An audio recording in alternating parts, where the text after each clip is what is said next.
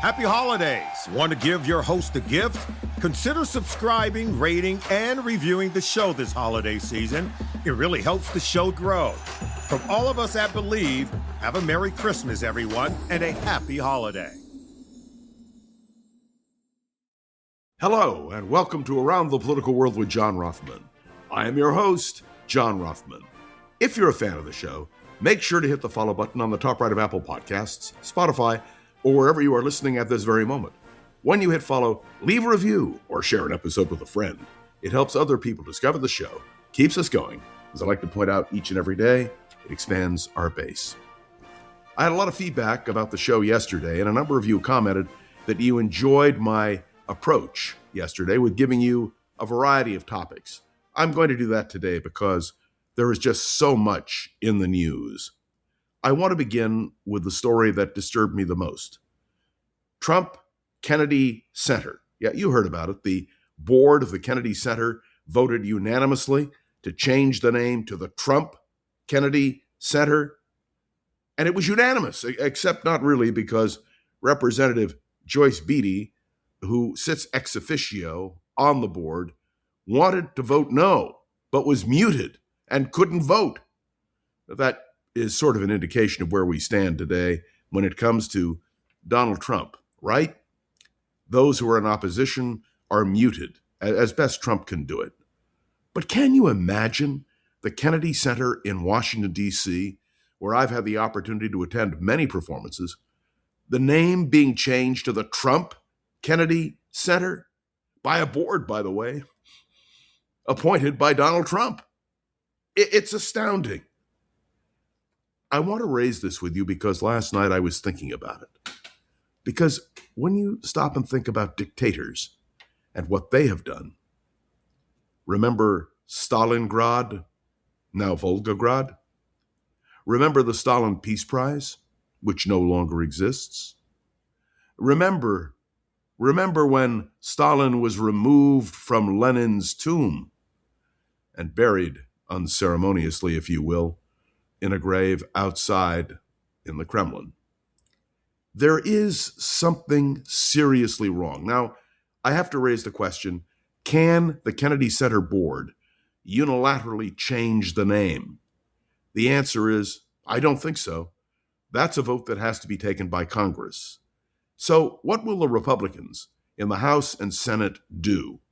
Will they approve a name change so that it is the Trump Kennedy Center? Do you think they'll do that? I doubt it. But just like the decision by the president to have a presidential walk of fame with his own comments at the White House, I prefer now, because of what he's done, to call it the presidential walk of shame, not fame, because what Donald Trump has done is a shame. And I want to make this clear. I am in favor of maintaining the name, the Kennedy Center, and I join with many of you, including the Kennedy family, who have said this is just plain wrong. And it is. Do you remember why the Kennedy Center for the Performing Arts was named for John F. Kennedy? Because it was a tribute after his assassination. The desecration of so much of our national memory and the addition of Donald Trump's name, the Institute for Peace is now called the Donald Trump Institute for Peace. And his decision to build an Arc de Triomphe, except it's going to be the Arc of Trump, in Washington, D.C., or tearing down the East Wing of the White House. May I tell you, this is unseemly, unfathomable, except it is Donald Trump, and just plain wrong. So my hope is that Congress will just stand up and say to Donald Trump, no, it is the Kennedy Center. Number two, you heard the news that Charlie Kirk's widow, Erika, has endorsed her old friend and a man who boosted Charlie Kirk, none other than J.D. Vance, for President of the United States. This is her right, of course, but the question is, and I want to ask it bluntly, how do you see this? J.D. Vance is, of course, the heir apparent He is the vice president. President Trump himself has defined J.D. Vance and Marco Rubio as the two leading contenders for the Republican nomination for president in 2028. But my question is a simple one. I mean, it's very direct. Will it make a difference that Erika has now endorsed J.D. Vance? And the answer is it may, because of grassroots. And remember, J.D. Vance was a very close friend of Charlie Kirk. And Charlie Kirk is one of those who urged that J.D. Vance be the vice presidential nominee. So there is a real interconnection here, and something we are going to watch very, very carefully as the battle for the Republican nomination in 2028 commences. Let me say a word about the Epstein files. Sometime today, the Epstein files will be released. At least some of them will be released. We don't know what kind of purge has been made of those files.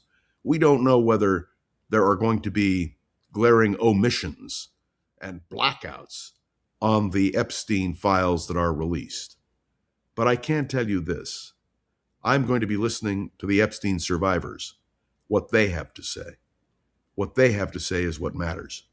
And the Justice Department, of course, responding to Donald Trump, did not want these files released at all. And they're going to be released, and now we have to see what it says. What will be redacted? That's the question.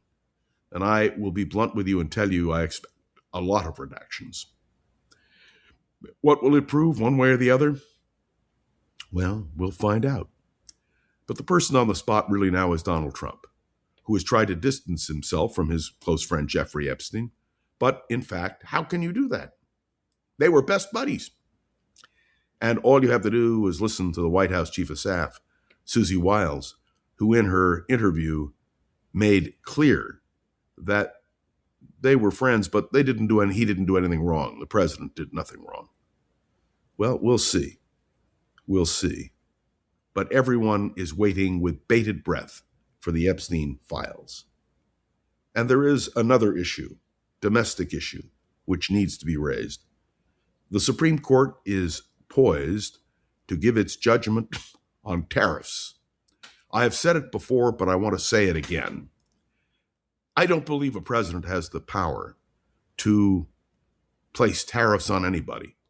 That's the role of Congress.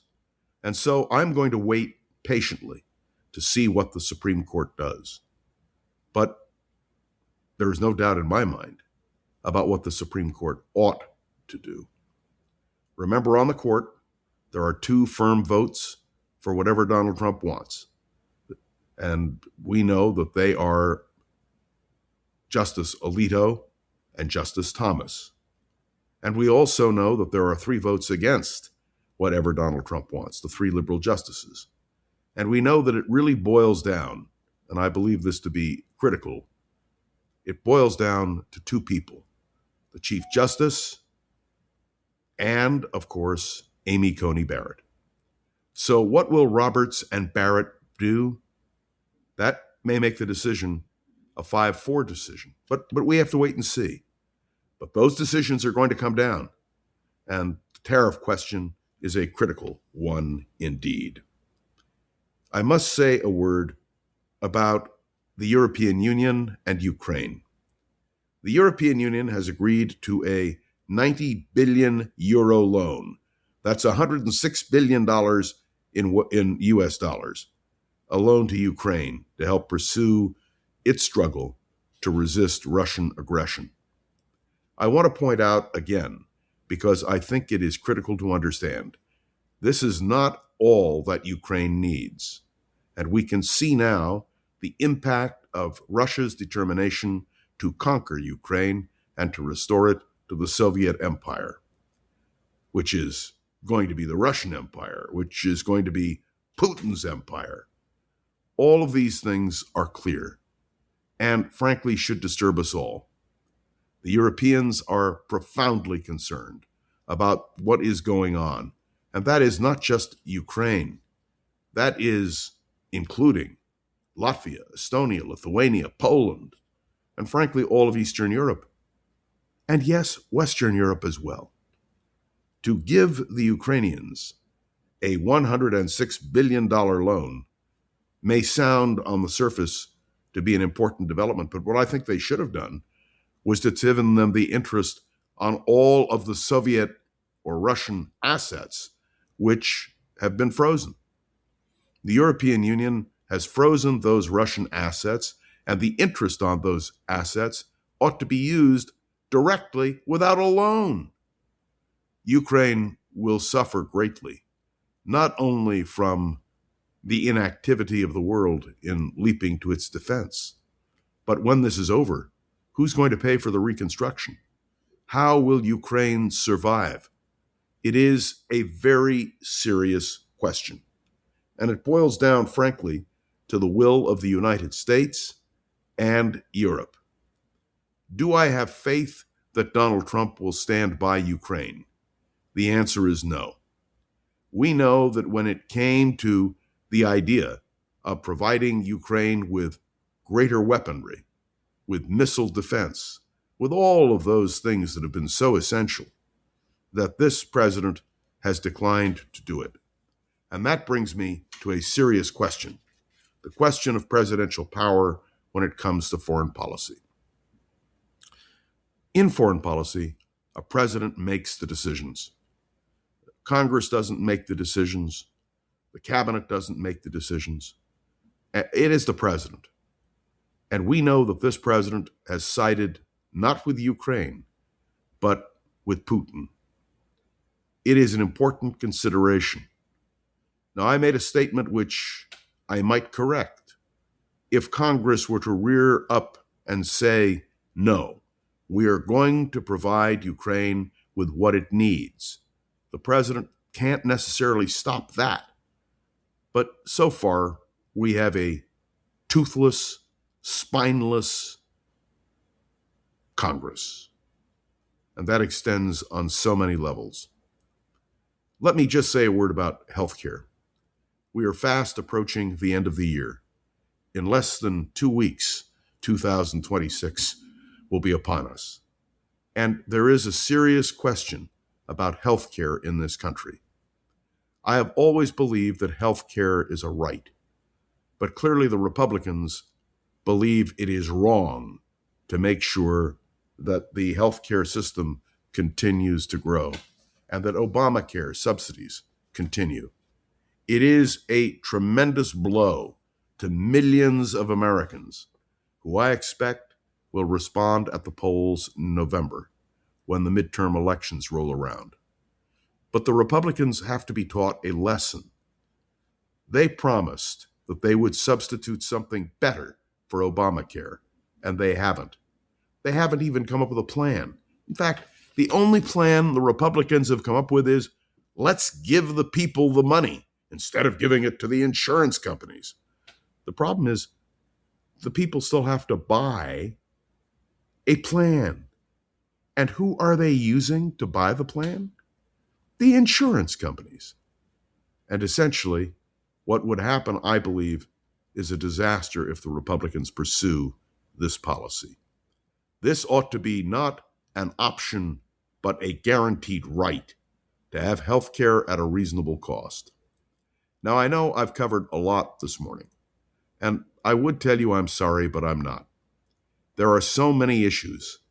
And of course, now that we seem to have the Brown killer off the books because he killed himself, well, we'll be able to move on, I hope, to things that we can really deal with.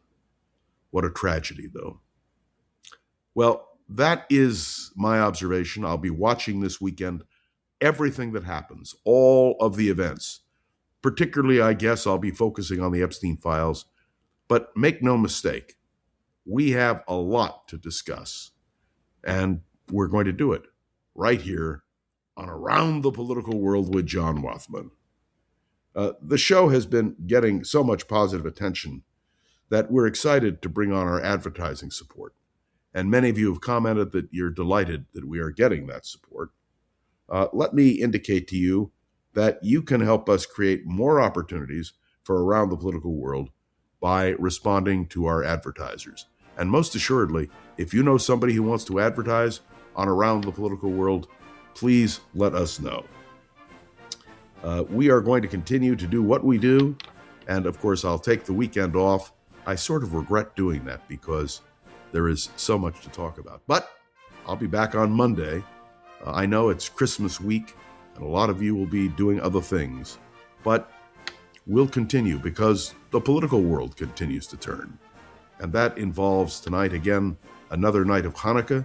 So for all of you celebrating Hanukkah, I want to wish you all the best.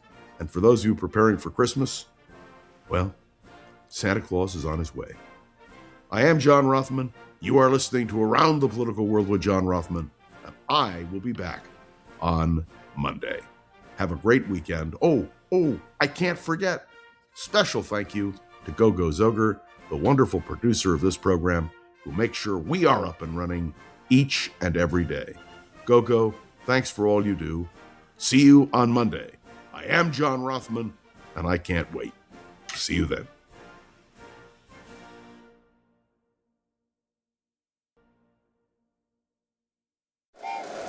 Happy holidays! Want to give your host a gift? Consider subscribing, rating, and reviewing the show this holiday season. It really helps the show grow. From all of us at Believe, have a Merry Christmas, everyone, and a happy holiday. If you like the show, please take a moment to rate, review, and subscribe. It really does help the show to grow. Thank you for listening.